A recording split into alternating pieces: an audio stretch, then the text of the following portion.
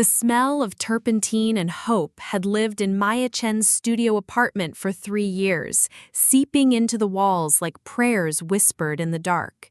Canvas stretched across makeshift easels caught the morning light streaming through paint-splattered windows, each piece a fragment of her soul laid bare in oils and acrylics. The space was cramped, cluttered, alive with the chaos of creation, tubes of paint scattered like fallen soldiers across a desk that had seen better decades, brushes standing at attention in mason jars filled with cloudy water that hadn't been changed in days. Maya stood before her latest piece, a haunting portrait of displacement she'd titled The Tween Worlds, her breath forming small clouds in the unheated space. February in Brooklyn was unforgiving, but she'd learned to paint with fingerless gloves, learned to see beauty in the way frost traced patterns across her windows like nature's own abstract expressionism. This painting, it captured something she'd been chasing for years. The way identity fractures and reforms, the way belonging becomes a question mark suspended between what was and what could be. Her phone buzzed against the paint-stained surface of her desk, an intrusion she almost ignored. The caller ID made her pause. Guggenheim Museum. For a moment, she wondered if her mind was playing tricks, if the fumes had finally gotten to her after all these years of poor ventilation and stubborn dreams. Maya Chen? The voice was crisp, professional, carrying the weight of institutions and importance. Yes, this is Maya. Her hand trembled slightly as she set down her brush, leaving a streak of cerulean blue across her palm. This is Dr. Rebecca Harrison from the Guggenheim Museum. I'm calling regarding your portfolio submission from last year. Do you have a moment to speak? The world tilted slightly. Maya had submitted her portfolio 14 months ago, along with hundreds of other hopeful artists whose dreams filled manila envelopes and digital files. The silence that followed had been deafening, the kind of quiet that slowly erodes hope until you convince yourself you never really expected a response anyway. Yes, of course, Maya managed, her voice steadier than her hands. Maya, I'll be direct. Your work has been under consideration by our acquisitions committee, and I'm calling to inform you that we would like to offer you a solo exhibition.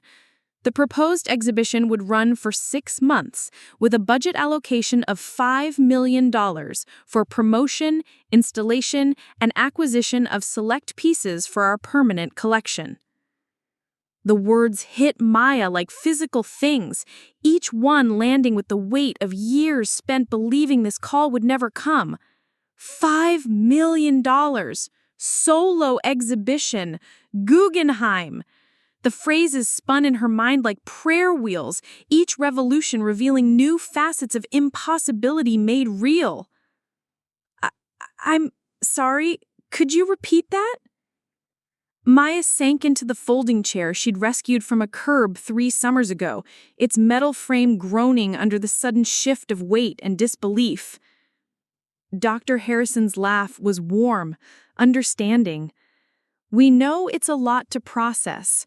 We've been following your work since your submission, and particularly your series on cultural displacement and identity. The committee was unanimous. Your voice is exactly what contemporary art needs right now. We'd like to schedule a meeting next week to discuss the details, timeline, and curatorial direction. Maya's gaze swept across her studio, taking in the 27 completed pieces that represented 3 years of her life distilled in pigment and passion. Each canvas told a story, some whispered, some screamed, all of them true in ways that made her chest tight with the vulnerability of creation. The series Dr. Harrison mentioned, her displacement works, they were her most personal pieces. Paintings born from her own experience as a first-generation Chinese-American artist, caught between her parents' expectations and her own artistic vision, between tradition and rebellion, between the comfort of the known and the terror of the unknown. Yes, she heard herself saying, the word escaping before rational thought could catch up. Yes, I would love to meet. They arranged the details. Tuesday, 2 p.m., Dr. Harrison's office overlooking Central Park. Maya scribbled notes on the back of an old grocery receipt, her handwriting shaky with adrenaline and disbelief. When the call ended, she sat in the sudden quiet of her studio, the weight of the moment settling around her like snow. 3 years. 3 years of working double shifts at the coffee shop on 7th Avenue to pay rent on this shoebox studio. 3 years of eating ramen and painting by lamplight, of choosing art supplies over groceries, of explaining to her parents why she couldn't just get a real job and make them proud the way her sister Lily did. Lily with her corner office at Goldman Sachs, Lily with her designer clothes and her practical choices. Lily who had never understood why Maya chose struggle over security. Maya laughed, a sound caught between joy and hysteria, and reached for her phone to call someone, anyone, to share this impossible news. But who would understand? Her parents would want to know about the money first, the prestige second, the art last. Her few artist friends were scattered across the country, chasing their own impossible dreams in different cities. And Lily would find a way to make this about her own success, would manage to turn Maya's triumph into another example of how impractical and lucky Maya was, rather than talented and deserving. The phone rang before she could decide who to call. Lily's face smiled up at her from the screen, one of those professional headshots that cost more than Maya's rent. Maya, I need a favor. No greeting, no pleasantries. Typical Lily, cutting straight to what she wanted. I'm bringing someone by your place tonight. A client, actually. He's into the whole bohemian artist aesthetic, and I thought seeing your little studio might impress him. You know how these artsy types are. They eat up the struggling artist thing. Maya's joy deflated slightly, punctured by her sister's casual dismissal of her life's work as an aesthetic and a thing. But maybe this was the universe's way of giving her the perfect moment to share her news, to finally show Lily that her little studio was about to become something that mattered to the world. Actually, Lily, I just got some incredible news. That's great, whatever it is. So, can we swing by around 8th? I promise we won't stay long. James, that's my client, he's looking to invest in some art pieces, and I told him you might have something affordable he could start with. Think of it as networking.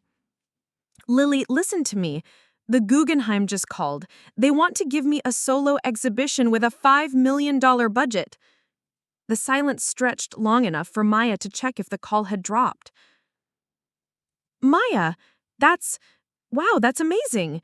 But Lily's voice carried surprise rather than celebration, the kind of shock that comes when someone you've underestimated suddenly exceeds every expectation you've set for them. I had no idea you'd submitted to places like that. When did you find time between your coffee shop shifts?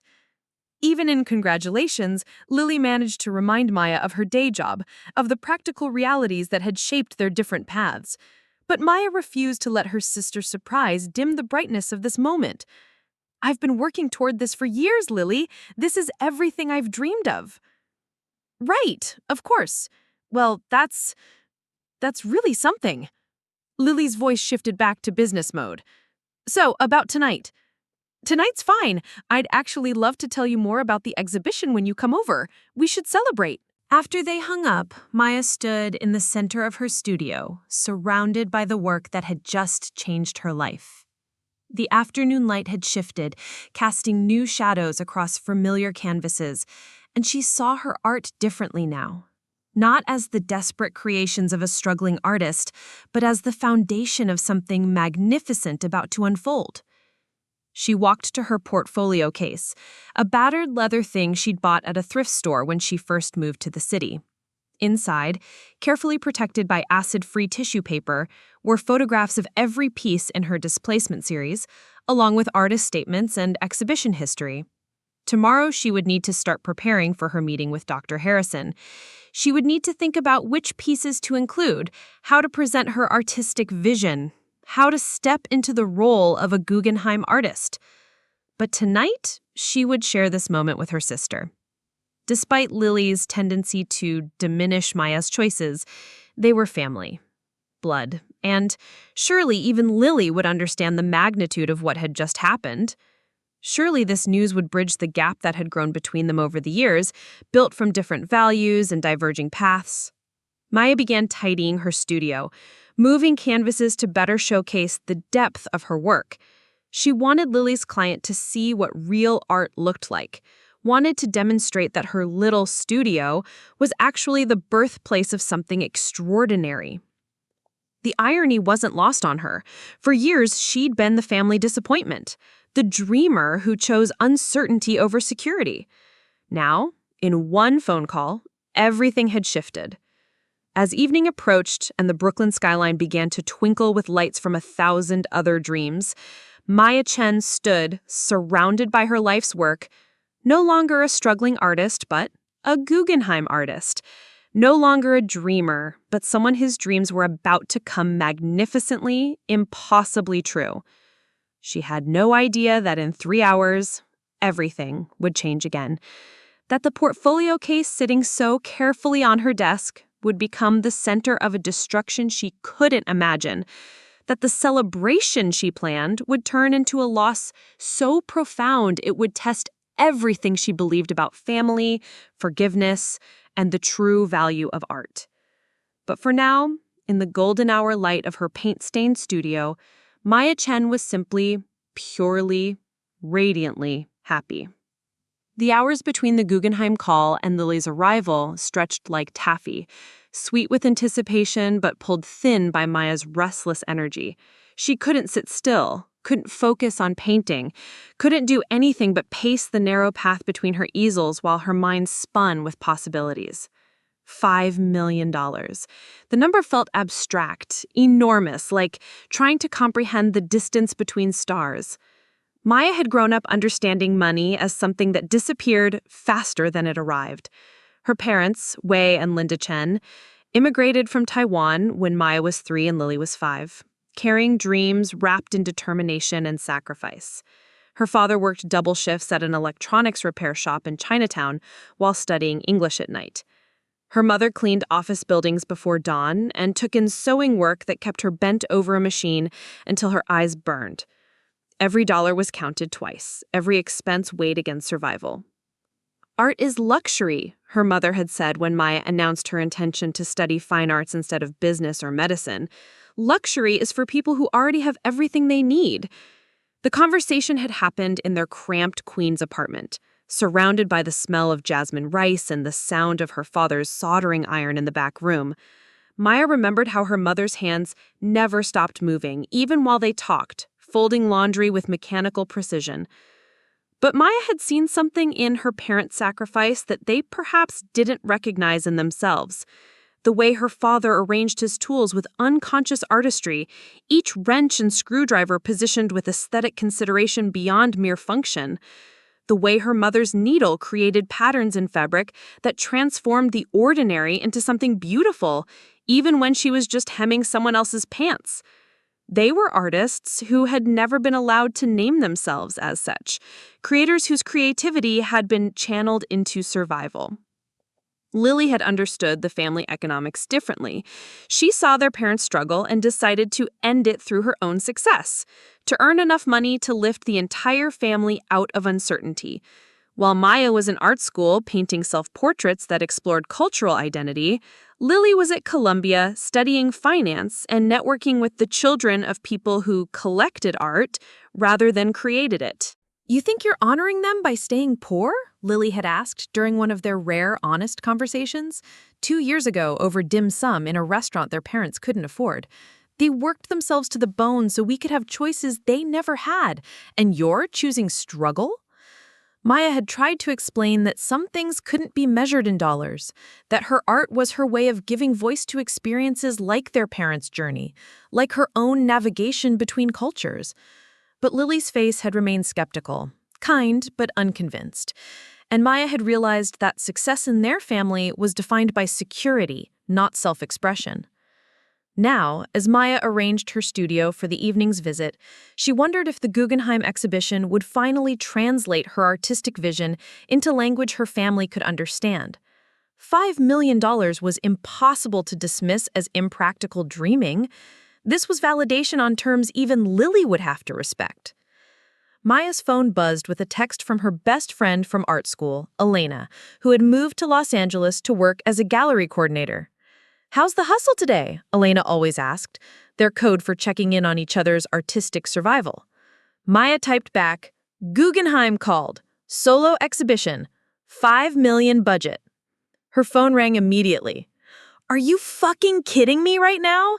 Elena's voice was pure joy, the kind of unfiltered celebration Maya had been craving. "Maya, this is insane! This is everything! Tell me everything!"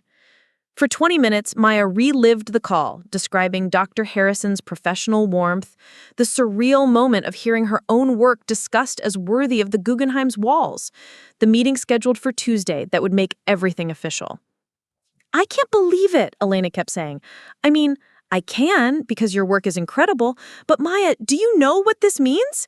You're going to be in art history books. Kids are going to study your paintings in classes." The thought sent a shiver through Maya's chest. Art history books. She thought of all the hours she'd spent in the library during art school, studying the masters, the rebels, the artists who had dared to show the world something it had never seen before. To imagine her own work in those pages felt like touching the edge of immortality. "My sister's coming over tonight with a client," Maya said. "I'm going to tell her in person. I want to see her face when she realizes her struggling artist sister just got the call of a lifetime." "Your sister's going to shit," Elena laughed, "in the best way possible. God, Maya, I'm so proud of you, I could cry."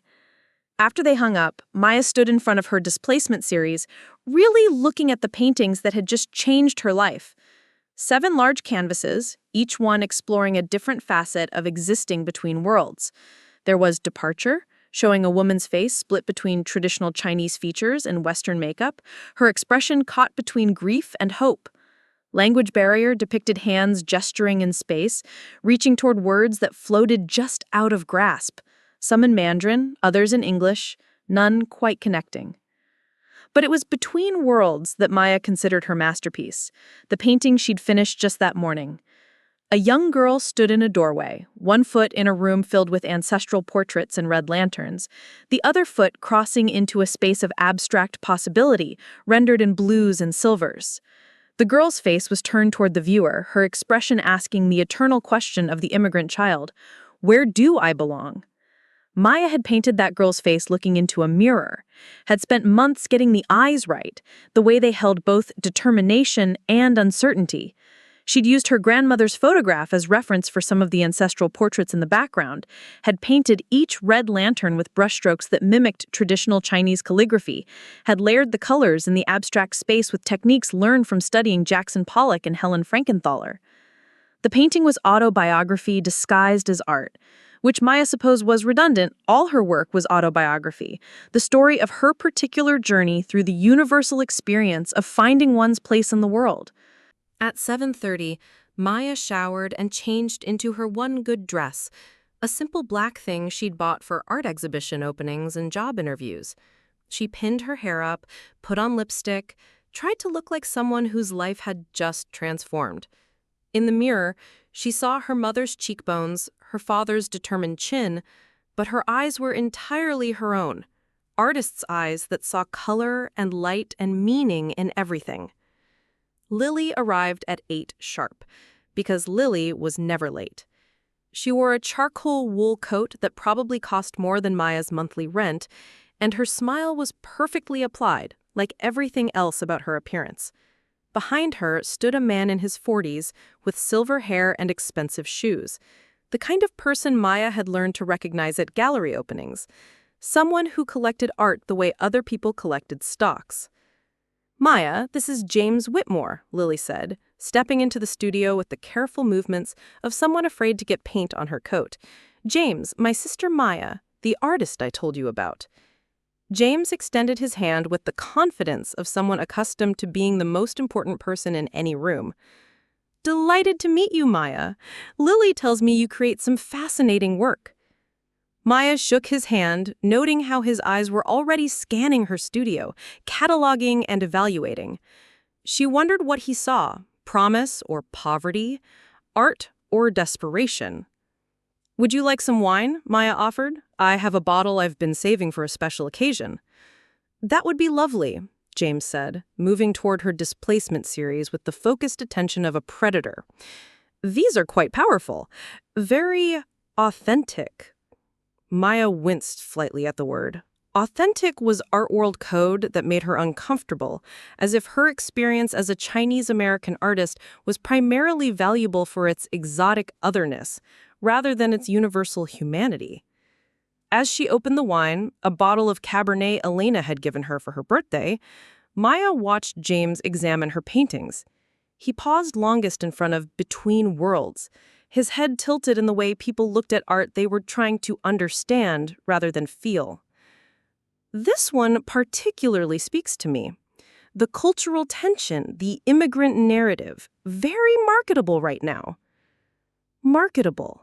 Maya's stomach tightened, but she forced herself to smile. This was networking, she reminded herself. This was how the art world worked. Maya has some incredible news, Lily said, accepting a glass of wine. Tell him about your phone call today. Maya's heart lifted. This was the moment she'd been anticipating, the chance to share her triumph and watch surprise transform into respect. The Guggenheim Museum called me this morning. They're offering me a solo exhibition with a $5 million budget. James's eyebrows rose, and his examination of her paintings took on new intensity. The Guggenheim. That's extraordinary for someone your age. Congratulations. But it was Lily's reaction that Maya focused on. Her face cycled through surprise, calculation, and something that looked almost like panic before settling into her professional smile. That's amazing, Maya, Lily said, but her voice carried a strange note, something Maya couldn't quite identify. When is this happening? I have a meeting with the curator on Tuesday to discuss details. Can you believe it? 3 years of struggling, and now this? 3 years isn't very long in the art world, James said, moving to examine her palette and brushes with new interest. Most artists wait decades for recognition at this level. You must have excellent representation. Maya's cheeks flushed. I don't have a gallery yet, actually. I submitted directly. The admission hung in the air like a confession. Maya saw James and Lily exchange a look, quick and knowing, the kind of glance that excluded her from some understanding she didn't possess. Well, James said carefully, you'll need to be very strategic about how you handle this opportunity. The art market can be volatile. Success at this level requires careful management. Maya nodded, though she wasn't entirely sure what he meant. She'd been so focused on creating art, on developing her voice and refining her technique, that she'd given little thought to the business side of success. She'd assumed that good art would be enough, that talent and passion would translate naturally into career sustainability. Maya's always been the dreamer in the family, Lily said with a laugh that sounded affectionate but felt sharp. I'm the practical one. Maybe I can help you navigate the business aspects of this exhibition. There it was again, that undertone Maya couldn't place. Lily seemed almost threatened, but that didn't make sense. This was good news, the kind of success that would reflect well on the entire family. They spent another hour discussing Maya's work, with James asking questions about her process and inspiration, while Lily grew increasingly quiet.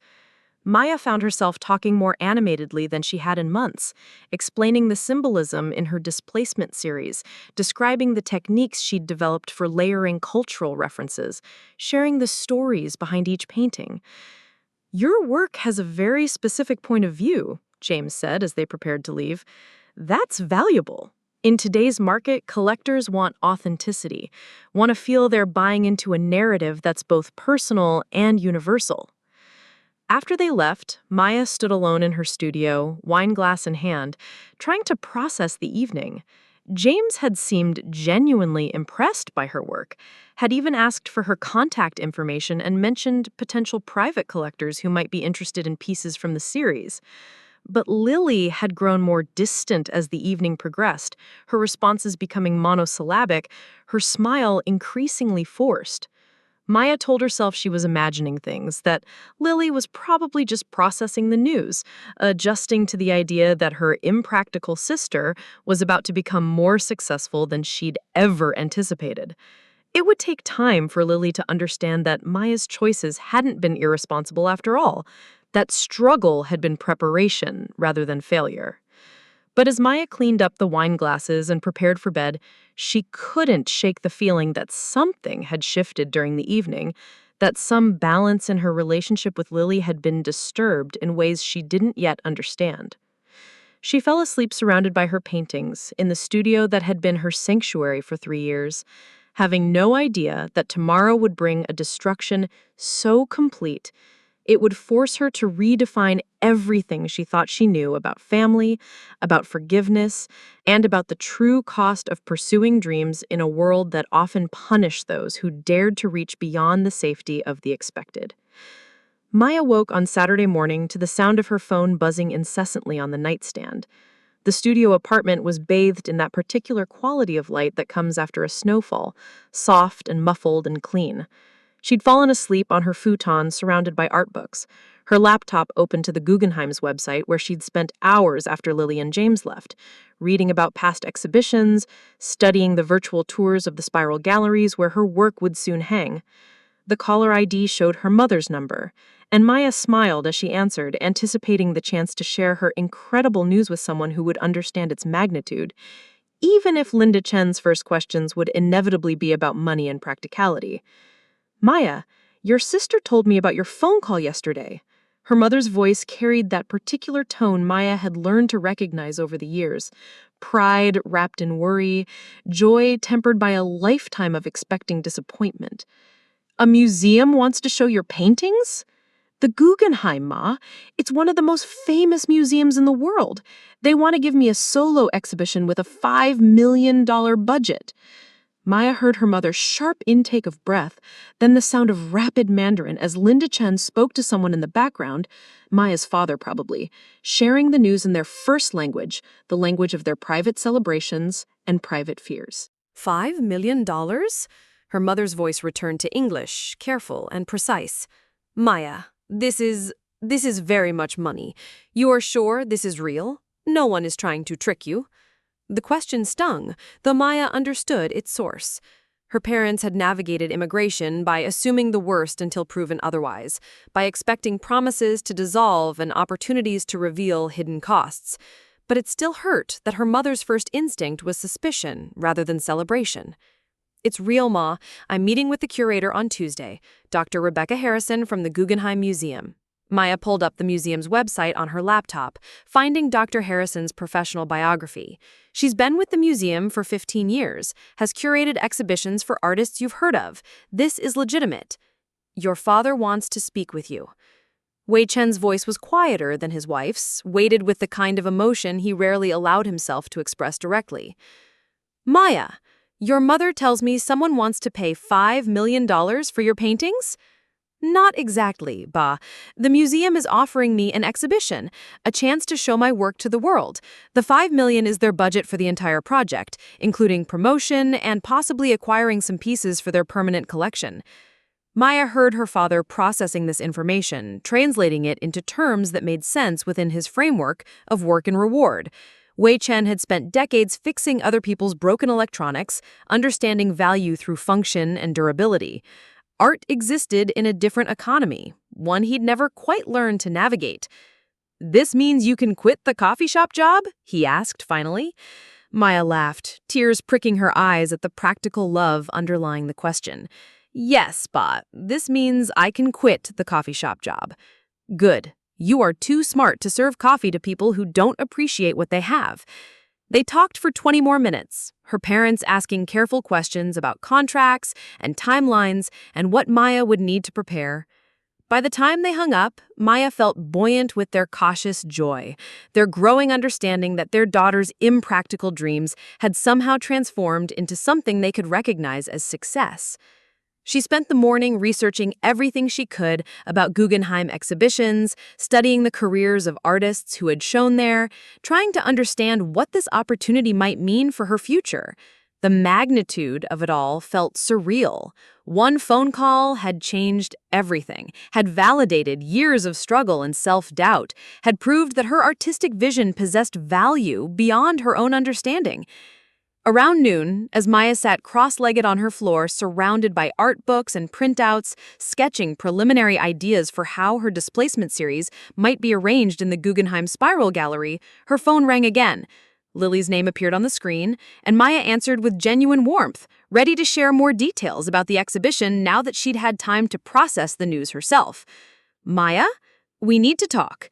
Lily's voice was crisp, businesslike, stripped of the casual warmth that usually characterized their conversations. "Can I come over?" "Of course. Is everything okay?" "We'll discuss it when I get there." The line went dead, leaving Maya staring at her phone with a growing sense of unease.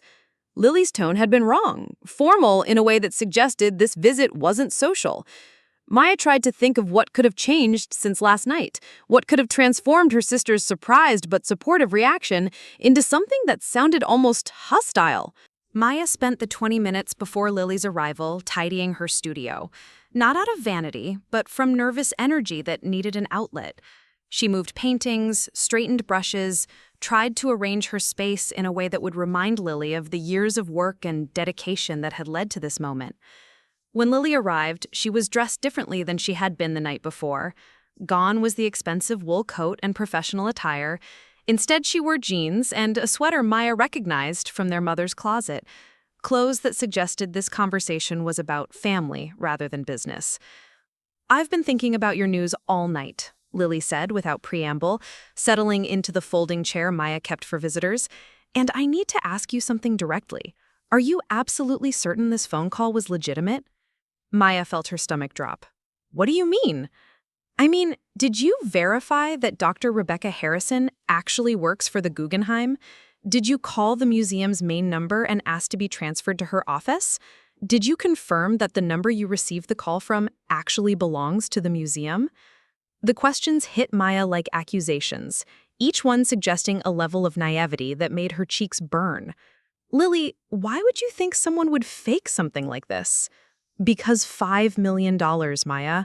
Because solo exhibitions at the Guggenheim don't happen to unknown artists who submit unsolicited portfolios.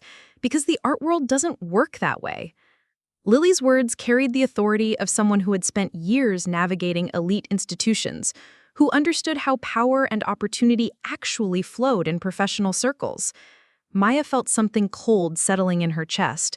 The first whisper of doubt about a phone call that had seemed too good to be true because it was too good to be true. "I can call and verify," Maya said, reaching for her laptop to look up the museum's number. "I already did, this morning, after I talked to Mom. I called the Guggenheim's main number and asked to speak with Dr. Rebecca Harrison." Maya's hands stilled on her keyboard. "And?" "She exists. She works there. But when I explained that my sister had received a call about a solo exhibition, the receptionist seemed confused. She said she'd never heard of any $5 million exhibition budget for unknown artists, and that Dr. Harrison was currently in Europe on a research sabbatical." The room tilted slightly, the way spaces do when fundamental assumptions about reality suddenly shift. Maya stared at her sister, trying to process what she was hearing, trying to understand how the most important phone call of her life could be dissolving into nothing. "That can't be right," Maya said, her voice smaller than she intended. "The woman I spoke with knew details about my portfolio submission. She mentioned specific pieces by name." "Maya, think about this rationally. If someone wanted to scam an artist, don't you think they'd do their research first? Your portfolio submission would be on file. Anyone with access to those files could reference your work convincingly." Maya's laptop screen showed the Guggenheim's official website, Dr. Harrison's biography and photographs staring back at her. The woman looked professional, accomplished, entirely real. But Lily's words were creating cracks in Maya's certainty, letting doubt seep in like water through a damaged foundation. But why would someone do this? What's the point of a fake phone call if they're not asking for money or personal information? Lily's expression grew more serious, almost pitying. "Maya, there are people out there who get off on manipulating others, on building up false hope just to watch it crumble. Maybe someone saw your work online and decided to mess with you. Maybe it's someone you know who wanted to see how you'd react to sudden success. The suggestion hit Maya like a physical blow. She thought of all the people who knew about her artistic ambitions, all the conversations where she expressed her dreams of museum recognition, all the time she'd been vulnerable about wanting validation for her work. You think someone I know did this to me deliberately? I think someone took advantage of your desperation, Lily said, her voice softer now, but no less devastating. Maya, I know how badly you want this. We all know. And maybe someone decided to exploit that wanting. Maya stood abruptly, moving to her displacement series, as if proximity to her art could somehow restore the reality that had seemed so solid just hours before. She touched the frame of Between Worlds, the painting she'd been so proud of, the piece that had represented everything she'd hoped to achieve. "The meeting," she said suddenly. "I have a meeting scheduled for Tuesday. If this is fake, that will prove it, right? No one can fake an actual meeting at the Guggenheim." Lily's silence stretched too long, and when Maya turned to look at her sister, she saw something in Lily's expression that made her stomach clench with new dread. "Maya, I also called about that. The museum's security office. I explained the situation and asked if they had any record of a Tuesday meeting scheduled between you and Dr. Harrison. And they don't. They have no record of any meeting, no record of any exhibition planning involving an artist named Maya Chen, and they confirmed that Dr. Harrison is definitely in Europe until next month." The words landed like blows, each one dismantling another piece of the future Maya had spent the last 24 hours constructing in her mind. She sank back down onto her futon, her legs suddenly unable to support the weight of this new reality. "I don't understand," Maya whispered. "The call felt so real. She knew things about my work, about the displacement series. She sounded professional, like she'd actually looked at my portfolio." "Maya," Lily said gently, "I need to ask you something else. Is it possible that you were so desperate for good news that you convinced yourself this call was more than it was? Sometimes when we want something badly enough, our minds can play tricks on us." The suggestion was almost worse than the possibility of a deliberate hoax. Maya replayed the phone call in her memory, searching for signs that it had been a product of her own wishful thinking, some kind of stress-induced hallucination brought on by years of struggle and disappointment. But no, she remembered taking notes on the back of a grocery receipt, remembered the specific details Dr. Harrison had mentioned, remembered the professional warmth in the woman's voice. The call had been real, even if its content was apparently false. "Someone called me," Maya said firmly. "This was not a delusion. Someone definitely called me and pretended to be from the Guggenheim." "Okay," Lily said. "Then we need to figure out who and why." Maya's phone sat on her desk where she had left it after talking to her parents, and suddenly she needed to see the call log, needed physical proof that the conversation had actually happened. She picked up the device and scrolled through her recent calls, looking for the number that had changed her life. It was there, a 212 number that had called yesterday at 11:47 a.m. Maya showed the screen to Lily, pointing to the evidence that someone had indeed contacted her. "Call it back," Lily suggested. "See what happens." Maya's finger hovered over the callback button, hesitating as she realized that this moment would either restore her faith in the Guggenheim exhibition or confirm its complete falseness. She pressed the button and waited as the phone rang once, twice, 3 times. "The number you have dialed is not in service. Please check the number and dial again." Maya tried the callback again, with the same result. The number that had brought her the most joyful news of her life had simply vanished, leaving no trace except the record in her phone's memory. "Whoever did this used a spoofed number," Lily said. "It's easy enough to do with the right software. They can make any number appear on your caller ID." Maya set her phone down carefully, as if it might explode or disappear if handled too roughly. Around her, the studio that had felt so full of possibility just hours before now seemed like a monument to delusion, to the dangerous gap between dreams and reality. "I called Alina," Maya said suddenly, remembering her friend's joyful reaction to the news. I called Mom and Dad. I told them about the exhibition, about the $5 million. Oh, God, Lily, I have to tell them it was all fake. Maya, Elena was so happy for me. She said I was going to be in art history books, and Mom and Dad, they were so proud, finally understood that my art could be valuable. How do I tell them that none of it was real? Lily moved from the chair to sit beside Maya on the futon, her professional distance dissolving into sisterly concern. We'll figure this out. Maybe there's still some explanation that makes sense. But even as Lily spoke, Maya could see the pity in her sister's eyes, the look people give to someone who has been publicly, humiliatingly fooled. Maya thought of James Whitmore, how impressed he'd seemed by her work when he believed she was about to be a Guggenheim artist. Would he still be interested in purchasing pieces from someone who had been naive enough to fall for an elaborate hoax? "Why would someone do this to me?" Maya asked. "I'm nobody. I'm just a struggling artist trying to make it. Why would anyone waste their time creating fake hope for someone like me?"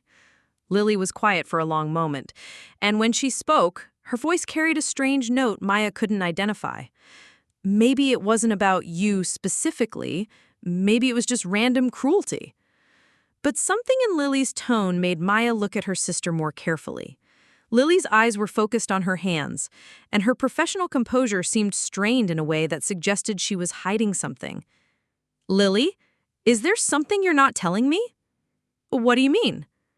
"You're acting strange, different from how you were last night. Last night you seemed surprised but happy about the news. Today you immediately suspected it was fake, and you'd already called to verify before even talking to me about it." Lily stood abruptly, moving toward the window as if she needed distance from the conversation. "I was just being practical. You know how I am about verifying information before getting too excited." "But you didn't seem skeptical last night. You seemed almost upset, like the news bothered you." "Don't be ridiculous, Maya. Why would your success bother me?" The denial came too quickly, too forcefully, and Maya felt a new kind of cold settling in her chest. She studied her sister's profile against the window, noting the tension in her shoulders, the way she was avoiding eye contact. "Lily, look at me." When Lily turned, her face was carefully composed, but Maya could see something flickering behind her eyes, guilt maybe, or fear. "Did you know this was fake before you came over here today?" "Maya, you're being paranoid. Did you know?" Maya's voice was stronger now, fed by a growing suspicion that felt worse than the discovery of the hoax itself. Lily's silence stretched too long, and in that silence, Maya heard her answer. Her sister had known. Somehow, Lily had known the call was fake before she'd even arrived to break the news. "Oh, my God," Maya whispered. "It was you. Maya, that's crazy. It was you. You made the call." Maya stood, her mind racing through the evidence that suddenly made terrible sense. "You knew details about my portfolio because you've seen my work. You knew I'd submitted to the Guggenheim because I told you about it months ago. You have access to spoofing software through your job, don't you? Corporate security stuff?" Lily's face had gone pale, but she maintained her denial. "Maya, you're being upset and you're looking for someone to blame." "Why?" Maya's voice broke on the question. "Why would you do this to me?" "I didn't. Why?" Maya screamed, and the sound echoed off the walls of her small studio, bouncing back from the paintings that had seemed so important just hours ago. Lily's composure finally cracked, and tears started running down her cheeks. "Because you were going to ruin everything," she whispered. The admission hung in the air between them like a physical thing, solid and terrible and impossible to take back. "What are you talking about?" Lily wiped her eyes with the back of her hand, smearing her usually perfect makeup. "James Whitmore isn't just any client, Maya. He's my biggest account, worth millions to the firm. And he's also married." Maya stared at her sister, trying to understand what James's marital status had to do with anything. "We've been having an affair for 8 months, Lily continued, her voice barely above a whisper. "He's promised to leave his wife, to invest in a new firm where I'd be a partner. But he's very concerned about image, about how things look. He can't afford any scandal or association with anything that might seem unprofessional. What does this have to do with my art? When he saw your work last night, when he heard about the Guggenheim exhibition, he got excited. He wanted to invest in your pieces, wanted to use your success as a way to enter the art collection world. He started talking about hosting parties in your studio, about introducing you to his social circle. Maya felt sick, understanding beginning to dawn. You were afraid he'd realize you were related to someone successful who wasn't you. I was afraid he'd want to spend more time here, in your world. I was afraid he'd see something in you that he doesn't see in me. Lily's voice was raw with pain and shame. You're everything I'm not, Maya. You're authentic, creative, passionate about something bigger than money. And I couldn't stand the thought of him comparing us and finding me lacking. So you decided to destroy my dreams to protect your affair? I was going to tell you the truth after a few days. I thought you'd be disappointed, but you'd get over it. And then James would lose interest and everything would go back to normal. Maya stared at her sister, trying to reconcile this confession with the Lily she thought she knew. But you brought him here. You introduced me to knowing you were planning to sabotage my happiness. I didn't plan it, Lily said desperately. When I called yesterday, I really was just bringing him by to see your studio. But then you told me about the Guggenheim call, and I saw how excited he got, and I panicked. So you went home and made a fake phone call to the museum to verify something you knew was true, just so you could come here today and watch me fall apart? I thought it would be kinder coming from me. I thought if I was the one to tell you it was fake, it would hurt less than you finding out some other way. Maya's laugh was hollow, brittle. Kinder? You think destroying someone's dreams is an act of kindness? Maya, you have to understand. Get out. Please, get out of my studio. Maya's voice cracked with fury and heartbreak. Get out and don't come back. Don't call me, don't text me, don't send messages through Mom and Dad. Just get out. Lily moved toward the door, then stopped and turned back. Maya, I know you hate me right now, but this might actually be for the best. The art world is cruel, and you're not built for that kind of rejection and manipulation. Maybe it's better that you learn that now, in a safe way, rather than... Maya picked up a tube of paint from her desk and hurled it at the wall near Lily's head. The tube exploded on impact, sending streaks of cadmium red across the white paint like blood. If you say one more word, I will destroy you, the way you just destroyed me. I will call James's wife and tell her about your affair. I will call your boss and tell them you've been using company resources for personal fraud. Get out. Lily left without another word, and Maya was alone in her studio with the ruins of her dreams and the terrible knowledge that the person who had systematically destroyed her hope was the person who was supposed to love and protect her most. Maya sank to the floor beside her displacement series, surrounded by paintings that explored what it meant to exist between worlds, and realized she had been painting her own future all along. She was trapped between the world where her sister loved her and the world where Lily had betrayed her so completely that Maya wasn't sure they could ever be family again. Outside, snow began to fall again, covering Brooklyn in the kind of clean whiteness that made everything look pure and possible, while inside Maya's studio, the red paint from the thrown tube dripped slowly down the wall like tears from a wound that would never fully heal. Maya spent the first 24 hours after Lily's confession in a state of suspended animation, moving through her studio like a ghost haunting her own life. The red paint stain on the wall had dried into a harsh reminder of the moment everything shattered, and she found herself staring at it for long stretches, trying to understand how someone she loved could have orchestrated such deliberate cruelty. She called in sick to the coffee shop, unable to imagine facing customers and coworkers with the usual smile and small talk when her entire world had revealed itself to be built on lies. Instead, she sat surrounded by her displacement series, paintings that now felt prophetic in their exploration of betrayal and belonging.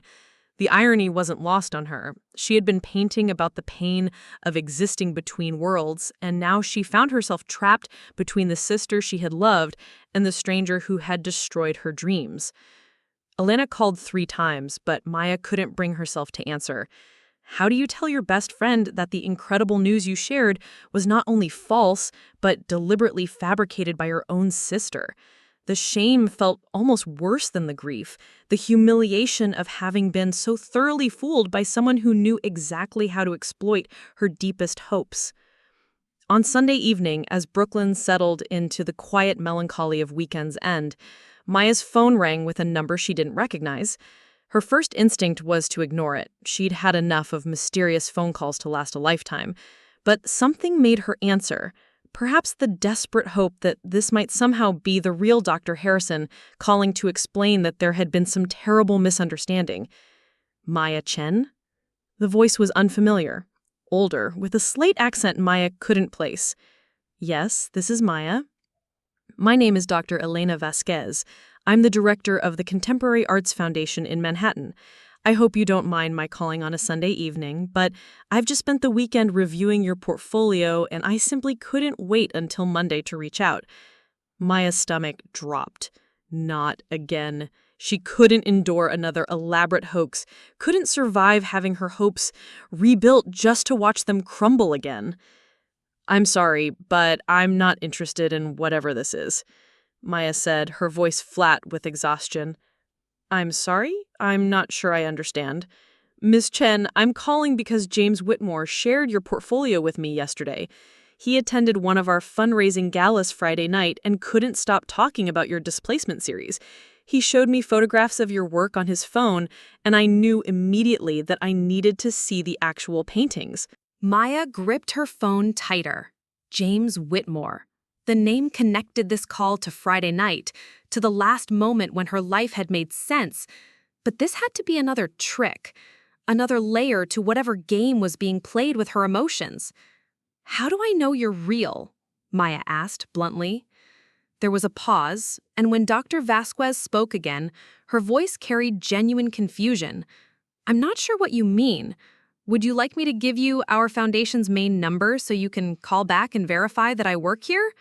Yes, Maya said immediately. I would like that very much. Dr. Vasquez provided the number, and Maya hung up to call the Contemporary Arts Foundation directly. When she asked to be transferred to Dr. Elena Vasquez, the receptionist connected her immediately. Maya, I hope that helped put your mind at ease, Dr. Vasquez said when she came on the line. I have to say, your caution is quite refreshing. Too many artists are so eager for opportunities that they don't properly verify legitimacy. Maya felt something loosening in her chest, the first breath of hope she'd allowed herself since Lily's confession. Can you tell me more about why you're calling? The Contemporary Arts Foundation focuses on supporting emerging artists whose work addresses themes of cultural identity and social displacement. Your displacement series is exactly the kind of powerful, personal storytelling we aim to champion. James mentioned that you might be looking for gallery representation. Maya's mind raced. James had taken photographs of her work and shared them with the foundation director. This was real interest, real professional engagement with her art, not because of a fake museum exhibition, but because of the actual quality of her paintings. I am looking for representation, Maya said carefully, but I should mention that I don't currently have any upcoming exhibitions. There was some confusion about a potential museum show, but that fell through. Well, that might work out perfectly then. We're planning our annual Emerging Artists Showcase for June, and I'd love to consider including several pieces from your displacement series. It's not the Guggenheim, but we do have significant collector attendance and media coverage. Would you be interested in meeting to discuss the possibility? Maya closed her eyes, afraid to believe that something good could emerge from the wreckage of the weekend. Yes, I would be very interested. They scheduled a meeting for Wednesday morning. And after they hung up, Maya sat in the growing darkness of her studio, trying to process this unexpected development. Her art was generating real interest, authentic professional attention that had nothing to do with fake phone calls or elaborate hoaxes. The Displacement series had spoken to James Whitmore powerfully enough that he'd shared her work with the foundation director, despite everything that had happened with Lily. For the first time since Friday night, Maya felt like herself again. Not a victim of deception, but an artist whose work possessed genuine value. Monday morning brought another surprise. Maya arrived at the coffee shop to find her manager, David, waiting for her, with an expression she'd never seen before. "Maya, I need to talk to you," he said, leading her to the back office. "I got a strange call over the weekend. Someone claiming to be your sister called and said you'd been lying about having art exhibitions, that you'd been using fake credentials to get time off work for professional meetings that didn't exist." Maya's blood turned to ice. Lily's revenge was apparently more systematic than Maya had realized. She said you'd been deceiving people about your artistic success to gain sympathy and special treatment, David continued. She seemed very concerned about your mental health and suggested that we shouldn't enable what she called your delusions of grandeur. Maya stared at her manager, a man who had been understanding about her artistic pursuits, who had adjusted her schedule around gallery openings and portfolio submissions without complaint. The idea that Lily would try to sabotage her job as well as her dreams felt like a new level of cruelty. "David, I've never lied about my exhibitions. I've shown you invitations, catalog entries, reviews. Everything I've told you has been documented." "I know," David said quietly. "That's why I'm telling you about the call instead of just firing you. Your sister was very convincing, very concerned, but the timeline of your story didn't match what I know about your actual career. You've been honest with me about your struggles and your successes."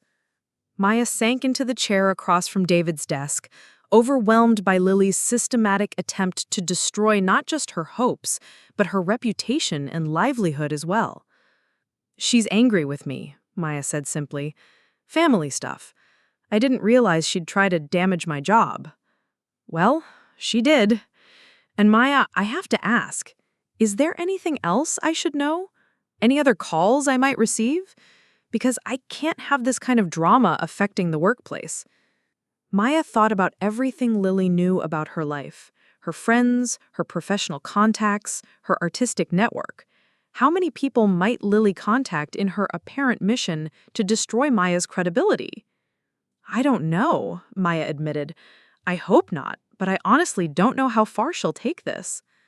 David studied her for a long moment. "Maya, you're a good employee, and I believe you're telling me the truth. But if this escalates, if I start getting calls from customers or other staff members about your alleged dishonesty, I'll have to let you go. I hope you understand."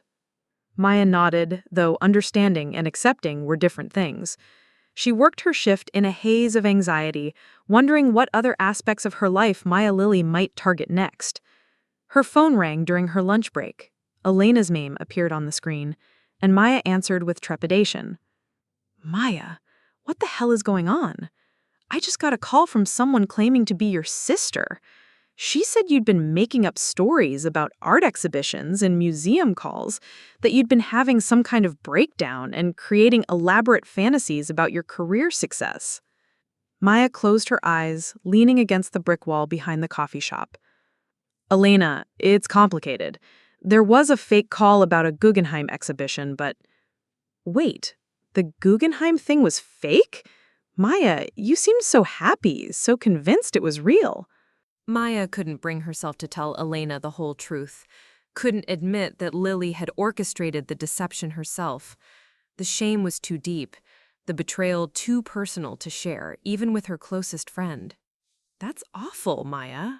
I'm so sorry. But why would your sister call me to say you'd been making up multiple exhibitions? She made it sound like this was part of a pattern of dishonesty."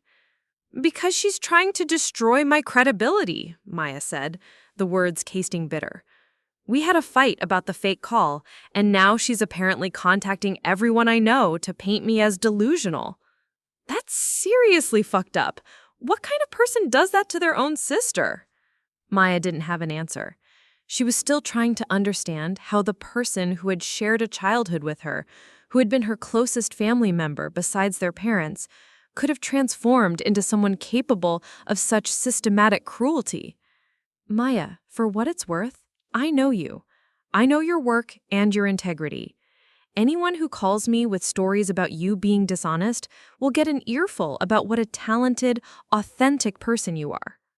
After they hung up, Maya sat in the alley behind the coffee shop, surrounded by dumpsters and the smell of discarded food, and tried to inventory the damage Lily might be capable of inflicting.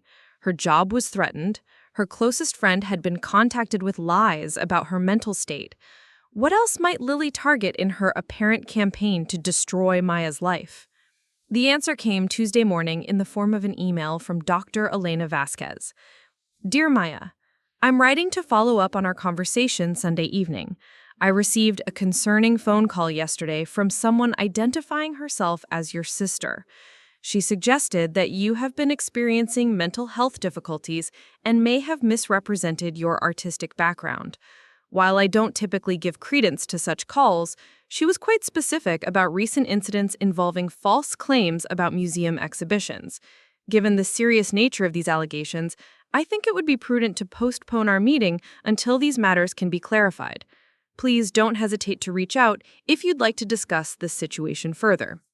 Maya read the email 3 times, each reading making the words feel more final, more devastating.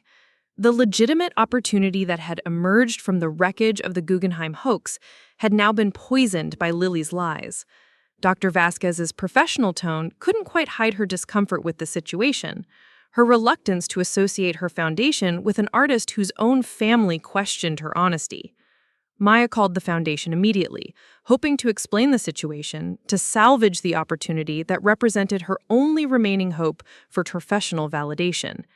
Dr. Vasquez's office, came the receptionist's voice. This is Maya Chen. I received an email from Dr. Vasquez this morning, and I'd like to speak with her about clarifying some misinformation she may have received. I'm sorry, Ms. Chen, but Dr. Vasquez is unavailable.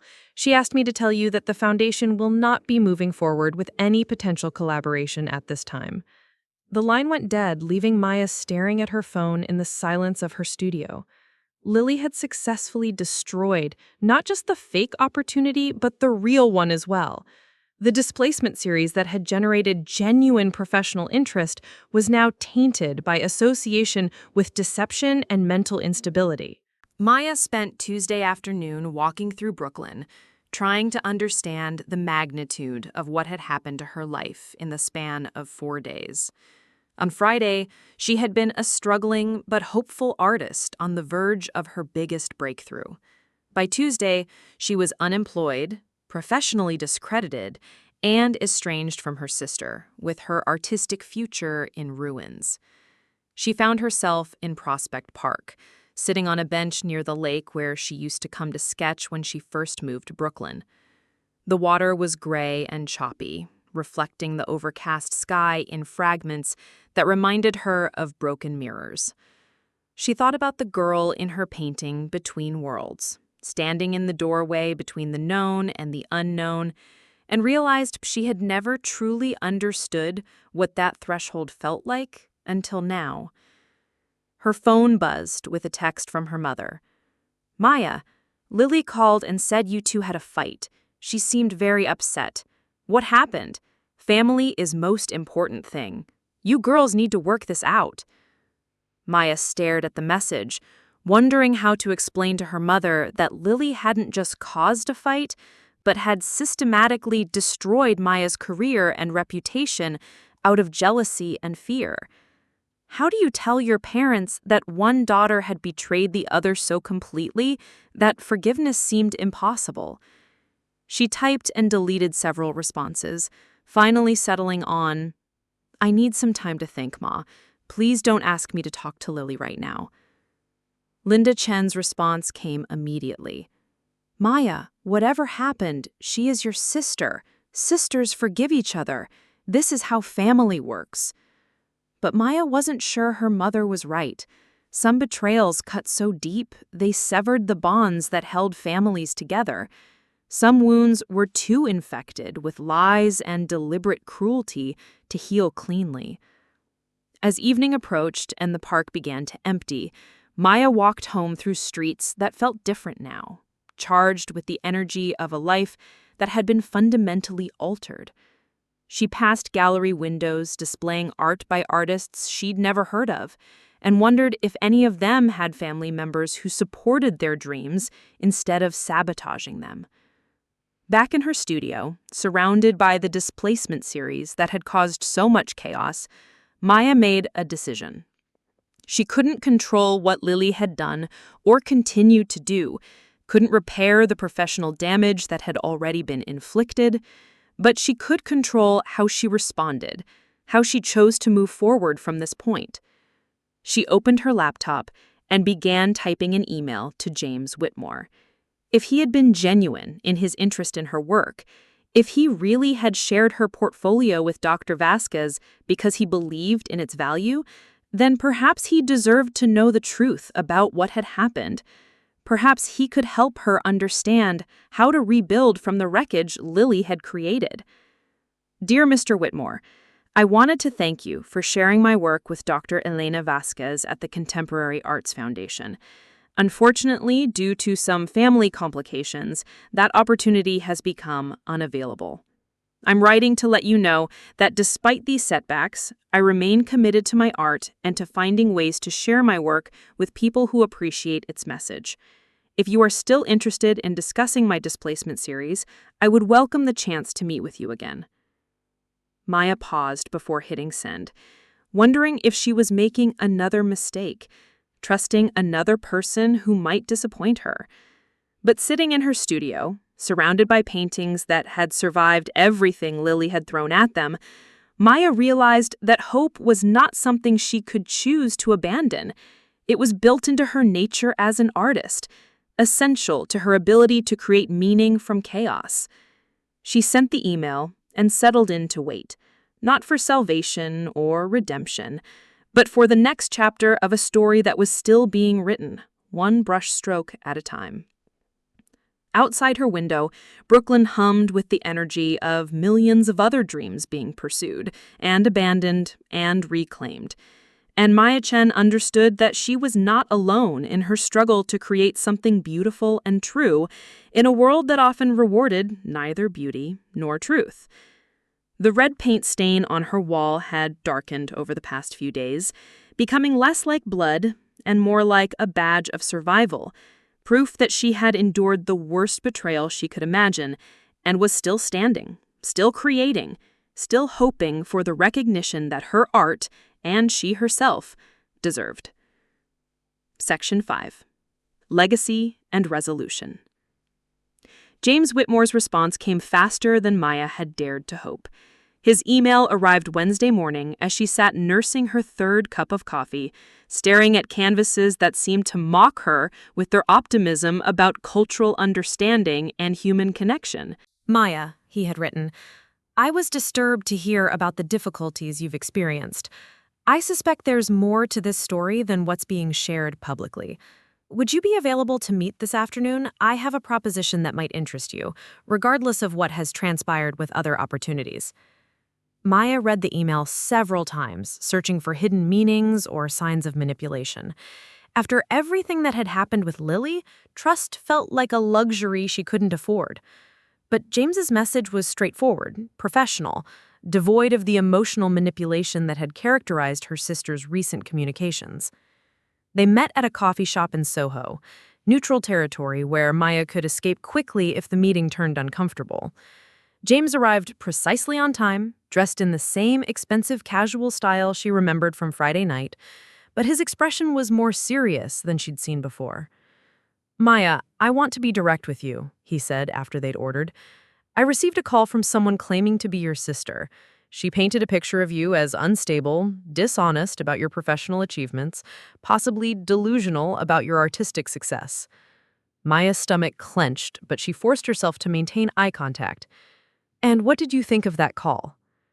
I thought it was one of the most unprofessional, vindictive character assassinations I've encountered in 15 years of business, James said flatly.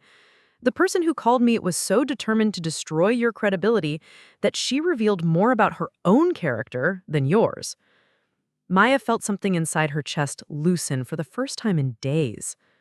You didn't believe her? Maya, I've been collecting art for over a decade. I've met hundreds of artists, worked with dozens of galleries, attended countless exhibitions. What I saw in your studio Friday night was authentic artistic vision, the kind of personal truth that can't be faked or manufactured. Your displacement series tells a story that resonates beyond individual experience. It speaks to universal themes of belonging and identity in ways that only genuine artists can achieve. James leaned forward, his voice taking on the intensity of someone making an important point. More importantly, when I shared your work with Elena Vasquez, her immediate response was excitement about the technical skill and emotional depth of your paintings. Professional curators don't react that way to amateur work or dishonest artists. Maya felt tears threatening and blinked them back. After days of having her integrity questioned and her artistic value dismissed, James's words felt like oxygen to someone who had been drowning. The call from your sister actually convinced me of something I'd been considering since Friday night. I want to commission a piece from your displacement series specifically for my private collection. More than that, I want to help you organize a small but serious exhibition of your work. I don't understand. After everything that has happened, why would you want to associate yourself professionally with me? James smiled, the first genuine warmth he had seen from Maya. Because art that threatens people enough to inspire such desperate sabotage is usually art worth paying attention to. Your sister's behavior tells me that your work has power, enough power to make someone feel threatened by your potential success. Maya stared at him, trying to process this interpretation of events. She'd been so focused on the damage Lily had caused that she hadn't considered what the sabotage itself revealed about the strength of her artistic voice. What kind of exhibition are you thinking about? I have connections with several private galleries that specialize in emerging contemporary artists. Nothing as prestigious as the Guggenheim, obviously, but legitimate venues with serious collectors and media attention. I'm thinking a focus show of 8 to 10 pieces from your displacement series with a catalog essay that contextualizes your work within current conversations about cultural identity and immigration. James pulled out his phone and showed Maya images of a gallery space in Chelsea. Clean white walls and professional lighting that would showcase her paintings beautifully. The gallery owner owes me a favor, and I think I can convince her to give you a slot in their fall schedule. It would be a debut solo exhibition with real potential for sales and professional recognition. Maya felt hope stirring again, tentative but real. And you'd want to commission a new piece? I'd like to commission the centerpiece of the exhibition, something that builds on the themes you've been exploring but pushes your artistic vision even further. I'm thinking a larger canvas, something that could serve as the anchor for the entire show. Maya's mind immediately began working, visualizing possibilities for a new painting that could synthesize everything she'd learned about displacement and belonging, about the ways families could both support and destroy each other's dreams. There's one condition, James said, his expression growing more serious. This has to be completely separate from whatever family drama you're dealing with. I can't have the exhibition or my investment complicated by personal conflicts that might generate negative publicity. You mean I can't tell my sister about this? I mean, your sister cannot be allowed to interfere with this opportunity the way she apparently interfered with the Contemporary Arts Foundation. Maya, I'm offering you a chance to rebuild your career from solid ground, but it requires protecting that ground from people who want to undermine it. Maya nodded slowly, understanding the practical necessity, even as it felt like another layer of family estrangement. But perhaps some relationships were too toxic to preserve, some betrayals too deep to forgive. They spent another hour discussing logistics, timeline for the commission, potential dates for the exhibition, the gallery's expectations for professional presentation. James promised to make introductions and handle the initial negotiations, giving Maya time to focus on creating new work without worrying about the business aspects she'd never learned to navigate. When they parted, Maya felt lighter than she had since Friday night, as if some fundamental weight had been lifted from her shoulders. She walked through Soho looking at gallery windows with new eyes, imagining her own work displayed with professional lighting and wall text, imagining visitors seeing her displacement series for the first time and understanding something essential about the immigrant experience. But first, she had to return to her studio and face the hardest part of moving forward, creating new art from the raw material of recent trauma. Maya spent Thursday preparing to paint, stretching a new canvas larger than anything she'd worked on before, mixing colors that spoke to the emotional complexity of the past week.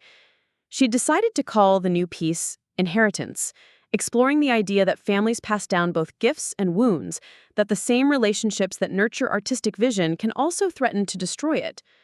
As she worked, Maya found herself thinking not just about her conflict with Lily, but about the larger questions her art had always addressed.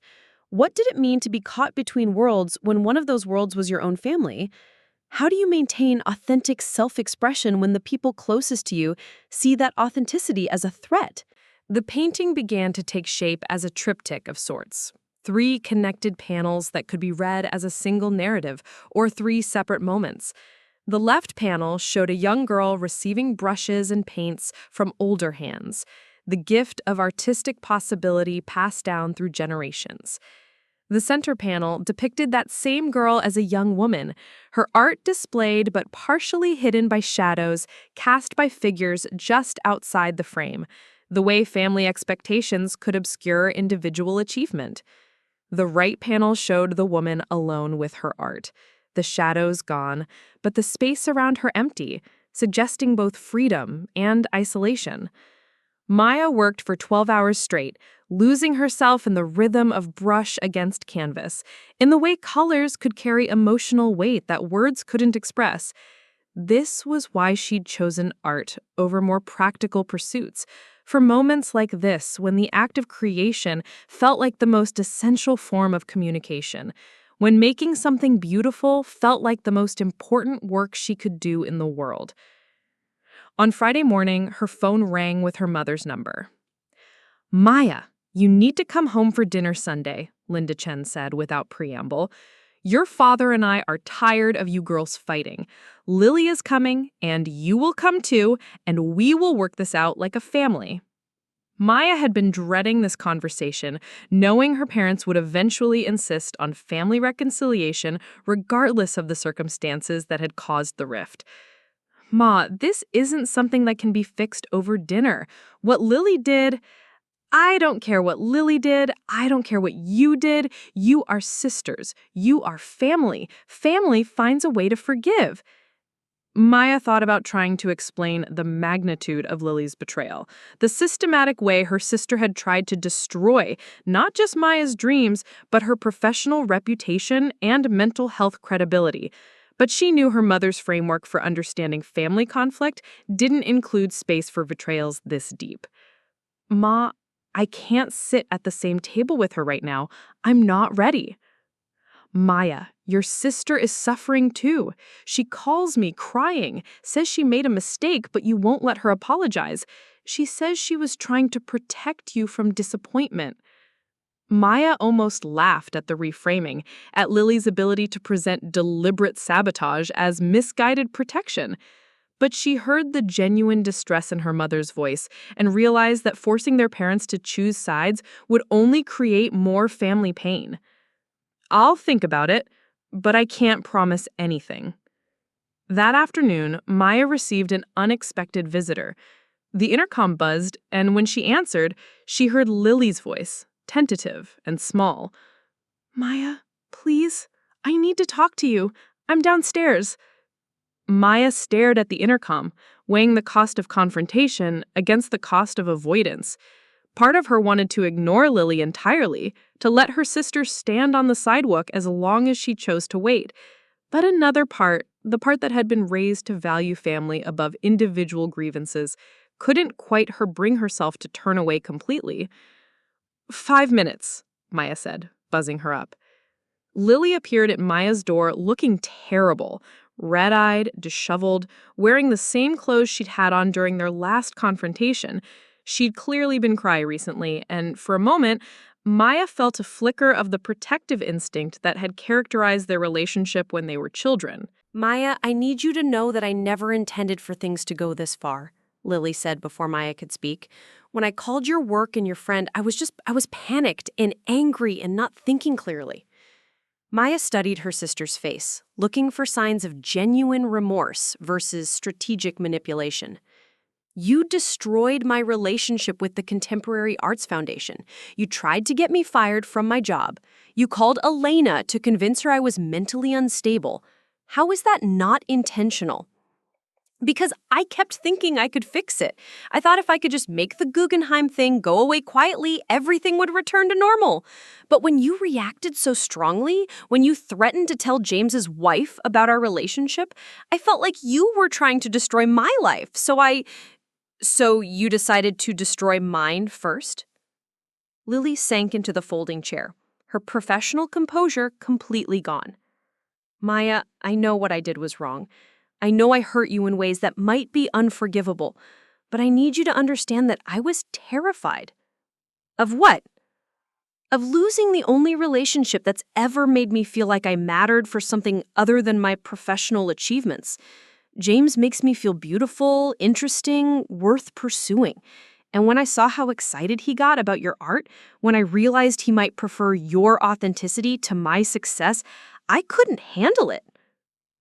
Maya felt a strange mix of anger and pity. So you decided to sabotage my dreams to protect your affair with a married man? I decided to protect the only thing in my life that felt real, Lily said, tears starting again. Maya, you have your art. You have this passion that defines you, that makes you special, regardless of whether you're successful or not. All I have is my job and my relationships, and if I lose those, I don't know who I am. The admission hung between them, revealing the depth of Lily's insecurity and the fundamental difference in how the sisters understood success and identity. Maya had always assumed Lily was confident in her choices, secure in her practical achievements. She'd never considered that her sister might envy the passion that drove Maya's art, might feel empty despite her professional accomplishments. Lily, what you did almost destroyed my career. The damage to my professional reputation could follow me for years. I know, and I'm going to fix it. I'm going to call everyone I contacted and tell them I was wrong, that I was dealing with personal issues and took them out on you unfairly. Maya shook her head. It's too late for that. The damage is done. Dr. Vasquez won't return my calls. My manager still thinks I might be dishonest about my artistic achievements. Even if you recant everything now, people will wonder what the truth really is. Then what can I do? Maya, tell me how to fix this and I'll do it. Maya looked at her sister, really looked at her, and saw not the successful, confident woman she'd always envied, but someone desperately afraid of being ordinary, of being left behind, of not mattering enough to be chosen. For the first time since the Guggenheim call, Maya felt something other than anger toward Lily.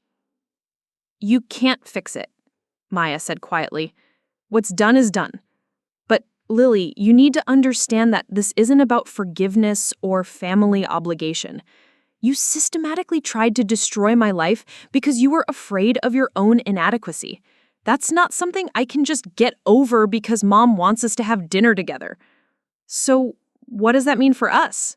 Maya was quiet for a long moment, thinking about the painting she'd been working on, about inheritance and the things families pass down to each other. It means we're not the same people we were a week ago. It means we can't go back to being sisters who trust each other implicitly, but it also means we have to figure out how to be family in a different way. Are you willing to try? I don't know yet, Maya said honestly. Right now, I'm focused on rebuilding what you destroyed. Maybe someday I'll be ready to work on rebuilding our relationship too, but that day isn't today. Lily nodded, accepting the uncertainty even though Maya could see it wasn't the resolution she'd hoped for. They talked for a few more minutes about practical things, what to tell their parents, how to handle family gatherings, whether they could be civil if they encountered each other professionally. After Lily left, Maya returned to her painting, adding new layers that reflected her evolving understanding of family complexity. The figures in her triptych became more nuanced, less clearly heroic or villainous, more human in their capacity for both love and harm. As the weekend approached, Maya realized she'd learned something essential about the themes that drove her art. Displacement wasn't just about moving between cultures or countries. It was about navigating the spaces between who people claimed to be and who they revealed themselves to be under pressure, between the families we're born into and the families we choose to create. On Sunday evening, James called to confirm that the gallery in Chelsea was interested in her work, that they could offer her a slot in their November schedule if she could complete the commission by September. Maya accepted immediately, understanding that this opportunity represented more than professional advancement. It was proof that authentic artistic vision could survive betrayal and emerge stronger. Maya spent the following week finishing Inheritance, working late into each night until the triptych captured everything she wanted to say about family, creativity, and the cost of pursuing authentic self-expression in a world that often punished it. The painting was beautiful and terrible and true, like the best art always was. It would anchor her first solo exhibition, would introduce her to the art world as someone who could find meaning in chaos and create beauty from pain. And perhaps most importantly, it would stand as evidence that Maya Chen had inherited more than just artistic technique from her family. She had inherited the resilience to keep creating, even when the people closest to her tried to stop her, even when the cost of being an artist felt almost too high to bear. 2 years later, the opening reception for Maya Chen, Between Worlds at the Whitney Museum was nothing like Maya had imagined during those desperate days in her Brooklyn studio. The crowd was elegant but not pretentious, filled with genuine art lovers rather than social climbers, and the conversations she overheard were about the emotional resonance of her work rather than its market value. Maya stood before Inheritance, the triptych that had launched her career, watching a young woman about her own age study the painting with the intensity Maya recognized in serious art viewers. The woman's eyes moved methodically across each panel, reading the visual narrative Maya had embedded in color and form, understanding intuitively the story of family gifts and family wounds that the painting explored. It's about more than cultural displacement, isn't it? It's about how the people who love us can also be the ones who limit us. Maya smiled, pleased that her artistic intention was translating clearly to viewers who brought their own experiences to the work. Yes, exactly. Sometimes the inheritance we receive from family includes both creative gifts and the fear of using them. The woman extended her hand. I'm Sarah Martinez from Art Forum. I'm working on a piece about emerging artists who are redefining narrative painting for contemporary audiences. Would you mind if I asked you a few questions? Maya accepted the interview request, still amazed that art journalists were seeking her out rather than the other way around. The past 2 years had been a whirlwind of professional validation that felt surreal after years of struggle and rejection. Her debut solo exhibition at the Chelsea Gallery had sold out within 2 weeks, leading to representation by one of Manhattan's most respected contemporary art dealers. Museum acquisitions had followed, along with commissions from private collectors who understood that Maya's work was addressing essential questions about identity and belonging in an increasingly complex world.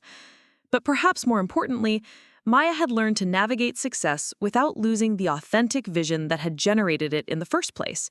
She still lived in Brooklyn, though in a larger studio space that allowed her to work on the ambitious canvases that had become her signature. She still painted every day, still found her most essential self in the act of creation, still understood art as a form of communication that could bridge differences and create understanding between people who might otherwise remain strangers. The interview with Sarah Martinez lasted 30 minutes, covering Maya's artistic influences, her working process, and the evolution of the displacement series that had established her reputation. They talked about the technical aspects of her layered painting technique, the way she combined traditional Chinese brushwork with Western abstract expressionism to create visual languages that reflected cultural hybridity. "I'm curious about the personal stories behind these paintings," Sarah said as they moved through the exhibition. "Art this emotionally powerful usually comes from lived experience rather than purely intellectual exploration." Maya paused before Departure, the painting that depicted a woman's face caught between traditional and contemporary identity markers. She'd painted this piece 3 years ago, when her own artistic identity was still forming, when she was still struggling to understand how personal story could transform into universal art. "All of my work is autobiographical in some sense," Maya said carefully. "I'm a first-generation Chinese-American artist, so questions about belonging and cultural navigation are central to my daily experience. But I try to paint those specific experiences in ways that speak to anyone who has felt caught between competing definitions of who they should be." Sarah nodded, making notes. "There's something particularly powerful about inheritance that suggests personal trauma transformed into artistic statement. The emotional complexity of that piece feels almost therapeutic, as if you were working through something specific while creating it." Maya considered how much personal history to reveal, how transparent to be about the family betrayal that had inspired her most acclaimed work. She'd learned to discuss her art in professional contexts without exposing the most vulnerable details of her life, but she also understood that authentic artistic vision required some level of emotional honesty. "That painting emerged from a period when I was questioning everything I thought I knew about family loyalty and support. Sometimes the people closest to us feel threatened by our growth, and that tension can create both artistic inspiration and personal pain." "Are you comfortable discussing the specifics of that experience?" Maya glanced across the gallery to where her parents stood, dressed in their best clothes, beaming with pride as they listened to a curator explain the significance of their daughter's work to a small group of collectors. "We and Linda Chen had flown in from California for the opening, their first time seeing Maya's art displayed in a major museum, their faces glowing with the kind of joy that validated every difficult choice Maya had made over the years. Lily was not at the opening. They had maintained careful contact over the past 2 years, exchanging brief emails on birthdays and major holidays, attending family gatherings with polite but distant civility. Lily had followed through on her promise to retract the false statements she'd made about Maya's mental health and professional integrity, but the damage to their relationship remained profound and possibly permanent. "Some experiences are still too personal to discuss publicly," Maya said. "But I will say that Inheritance explores what happens when family members sabotage each other out of fear or jealousy, and how artists can transform that betrayal into work that helps others understand their own complicated family dynamics." After the interview, Maya circulated through the reception, accepting congratulations from collectors, curators, and fellow artists who had become her professional community. The art world in New York was smaller than people imagined, and Maya had discovered that genuine talent combined with authentic artistic vision could create opportunities that transcended the networking and social climbing she'd once feared would be necessary for success. James Whitmore appeared at her elbow as she spoke with the Whitney Erector of Contemporary Art, his presence a reminder of how unexpectedly support could emerge from the wreckage of betrayal. "Maya, I wanted to introduce you to someone," James said. "This is Dr. Rebecca Harrison from the Guggenheim. She's been following your work since the Chelsea exhibition." Maya felt a familiar jolt at the name, though this Dr. Harrison was clearly the real person rather than whoever had impersonated her 2 years ago. She was older than Maya had expected, with gray hair and intelligent eyes that suggested decades of serious engagement with contemporary art. "Ms. Chen, your displacement series has been generating significant discussion among our curatorial staff. We're planning a group exhibition for next year, focused on artists who are addressing immigration and cultural identity through innovative approaches to narrative painting. I'd love to discuss the possibility of including several of your pieces."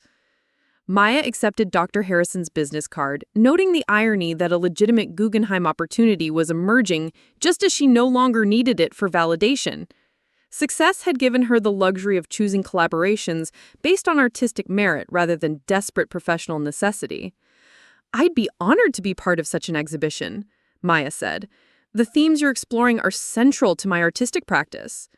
They discussed potential pieces for the show, timeline for installation, and the curatorial framework that would contextualize Maya's work alongside other contemporary artists addressing similar themes. The conversation felt professional, collaborative, entirely unlike the manipulative phone call that had launched the most difficult period of Maya's life. As the reception wound down and the gallery began to empty, Maya found herself standing alone before Inheritance, studying the painting that had marked her transition from struggling artist to recognized professional. The triptych still moved her, still captured something essential about the complexity of family relationships and the cost of pursuing authentic self-expression. Elena appeared beside her, carrying 2 glasses of wine from the reception's bar. "So, how does it feel? 2 years ago you were serving coffee in Brooklyn, and now you're having museum retrospectives?"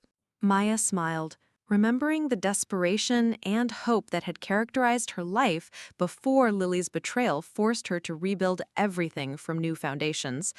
"It feels surreal, like I'm living someone else's life." "It's your life, Maya. You earned every bit of this success." They stood in comfortable silence, watching the last few reception guests examine Maya's paintings. Maya thought about the journey that had brought her to this moment, the years of struggle and self-doubt, the fake phone call that had briefly made her believe her dreams were coming true, the devastating betrayal that had nearly destroyed her faith in family and art, and the slow process of rebuilding that had led to authentic recognition and professional fulfillment. "I keep thinking about that fake Guggenheim call," Maya said. "How desperate I was for external validation, how easily I believed that someone else's recognition could transform my worth as an artist. And now?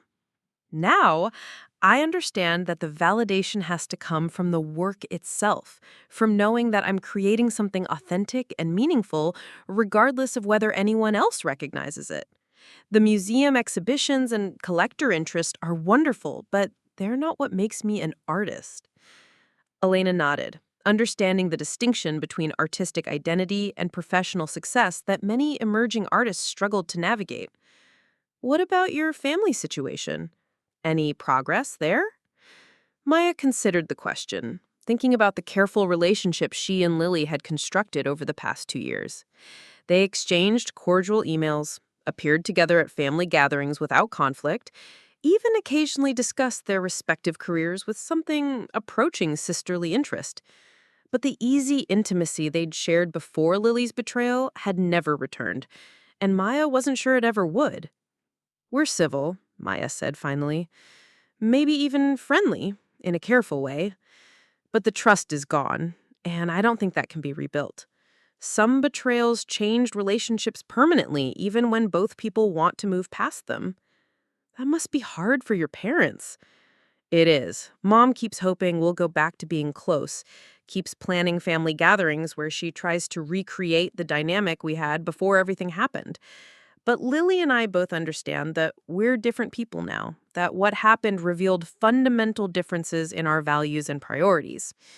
Maya paused, thinking about the larger lessons the past 2 years had taught her about family, forgiveness, and the cost of protecting her artistic vision from people who might feel threatened by it. "I think I've learned to accept that family relationships can be complicated and imperfect while still being valuable. Lily and I will probably never be best friends again, but we can be sisters who respect each other's choices and support each other from a distance." As the museum prepared to close, Maya collected her things and said goodbye to the staff who had made the evening so memorable.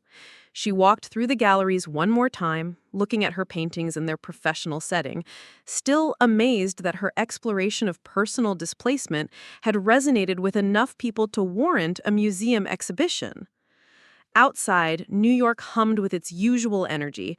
Millions of dreams being pursued and abandoned and reclaimed in apartments and studios and gallery spaces throughout the city. Maya walked through the streets that had once felt overwhelming and now felt like home, thinking about the new paintings she wanted to create, the artistic territories she hadn't yet explored. Her phone buzzed with a text from her mother.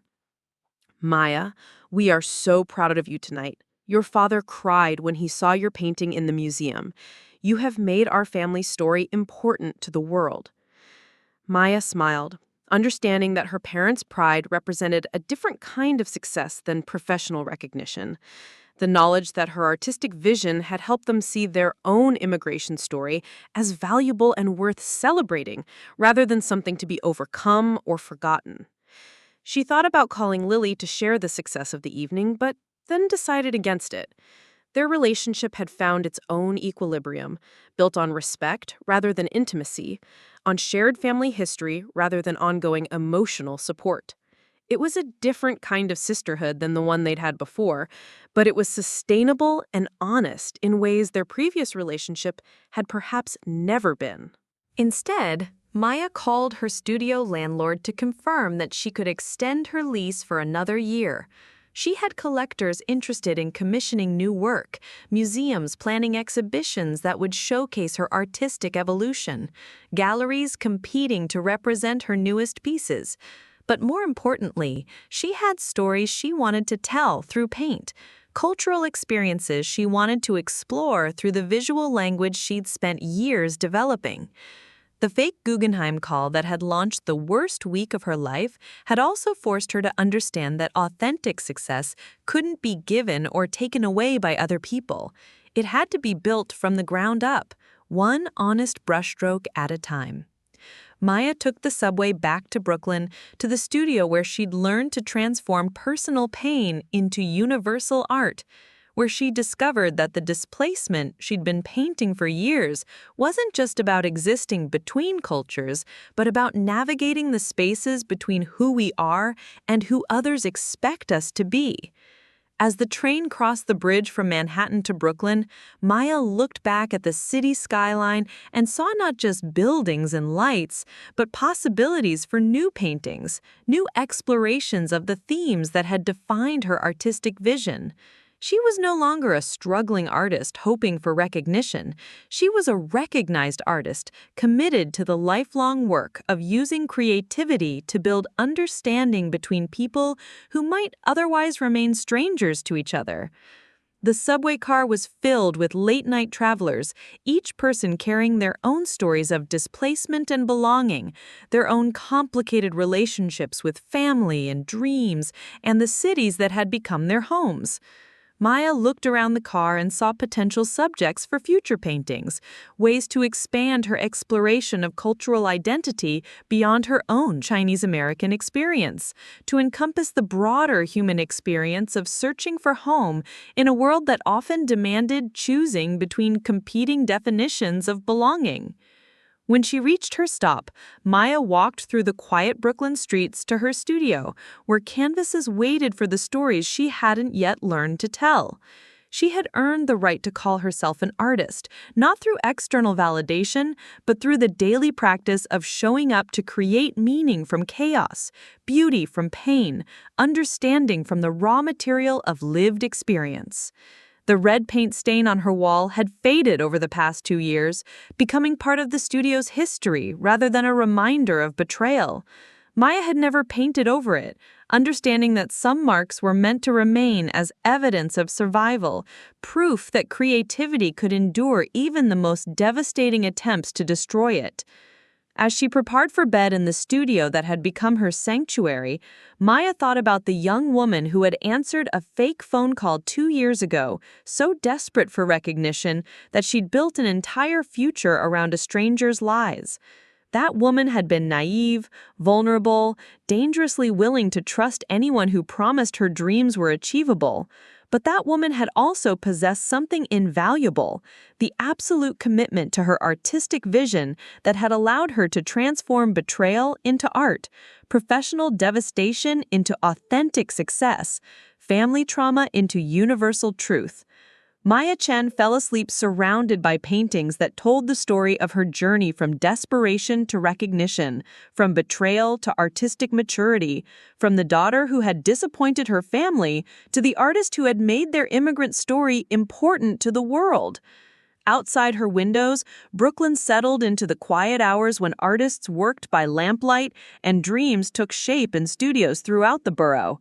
Maya's displacement series would soon travel to museums in other cities, would help other first-generation Americans understand their own complicated relationships with cultural identity and family expectations. But for now, in the pre-dawn darkness of her paint-stained studio, Maya Chen was simply an artist who had learned that the most important recognition comes not from institutions or collectors, but from the daily choice to keep creating, even when the cost of authenticity seems almost too high to bear. The story that had begun with a fake phone call had evolved into something much more valuable. A true understanding of what it meant to be an artist in a world that often rewarded neither truth nor beauty, but where both could be created daily by anyone brave enough to transform their most difficult experiences into work that helped others feel less alone in their own struggles with displacement, belonging, and the eternal human question of where exactly we call home.